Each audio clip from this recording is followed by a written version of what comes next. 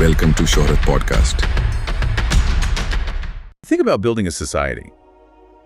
Your mind probably goes to the big stuff. Government, courts, armies. The institutions. Exactly. But the source material we're looking at today, it flips that whole logic on its head.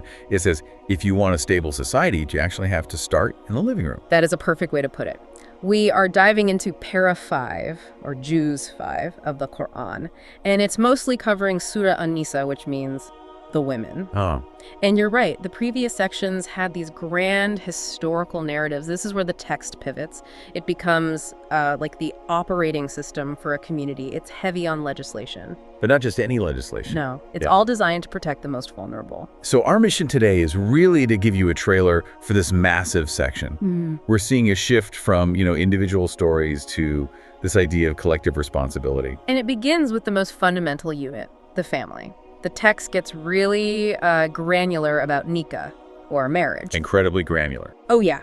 It outlines exactly which relationships are prohibited, to prevent any social confusion.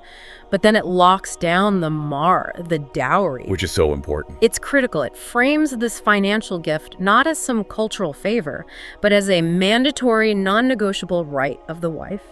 It's about her financial autonomy from day one. But what jumped out at me wasn't just the setup, but the troubleshooting. I mean, every marriage is going to hit a rough patch, right? Of course. And the source proposes this very specific arbitration mechanism. It says, if you fear a breach, appoint a judge from his family and a judge from hers. It's a brilliant system of external checks. Instead of letting it become a private power struggle behind closed doors, you bring in advocates, people who are invested in the couple but are detached enough to actually mediate. And the stated goal is reconciliation. Exactly. It's not about winning an argument. It's about saving the structure. So we move from that domestic contract to the broader social contract. The text expands this circle of kindness to parents, orphans, neighbors.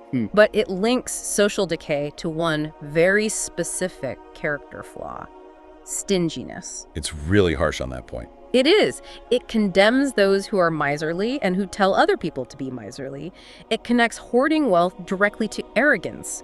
The insight is that your money isn't entirely your own. It has a social function. And if you just hoard it or spend it to show off, You're being a boaster and you're breaking the community's trust. that idea of trust, or maybe practicality, it seems to run through the spiritual instructions too. We see the introduction of tayammum, dry ablution. Right. This is a key principle. You could call it practical spirituality. The text acknowledges human limitations. It's saying, look, if you can't find water, or if using it would actually harm you because you're ill. Then you can use clean earth to purify yourself for prayer. Yes. The ritual, the form, it's important, but it should never cause you physical harm. The whole system is designed to be sustainable. And there's also a historical marker in here about alcohol, isn't there? It says not to approach prayer while intoxicated. Exactly. It was the intermediate step. Before the total prohibition that came later, this verse was teaching people to respect the state of mind you need for that connection.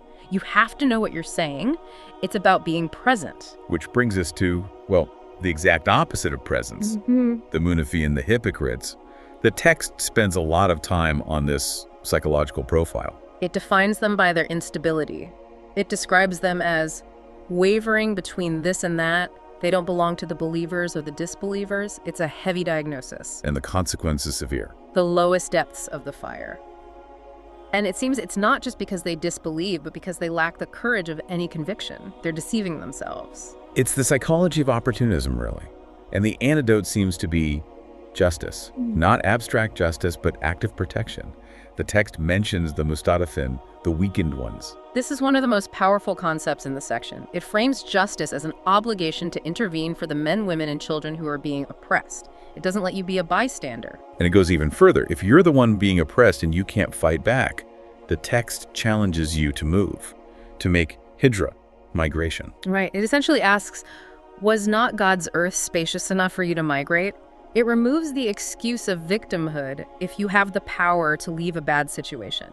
It demands action. Change your environment or change your location. So it's this incredibly dense blueprint. Secure the family, circulate the wealth, keep the rituals practical, and stand firmly for justice.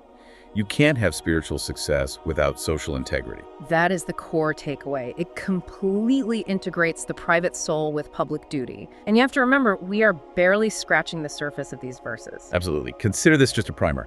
If this kind of societal structure appeals to you, there's so much more to uncover. And that brings us to the most important part. If this overview sparked your curiosity, you really owe it to yourself to go deeper. Assalamu alaikum. If you want to know the complete interpretation of Quran, then subscribe to this channel.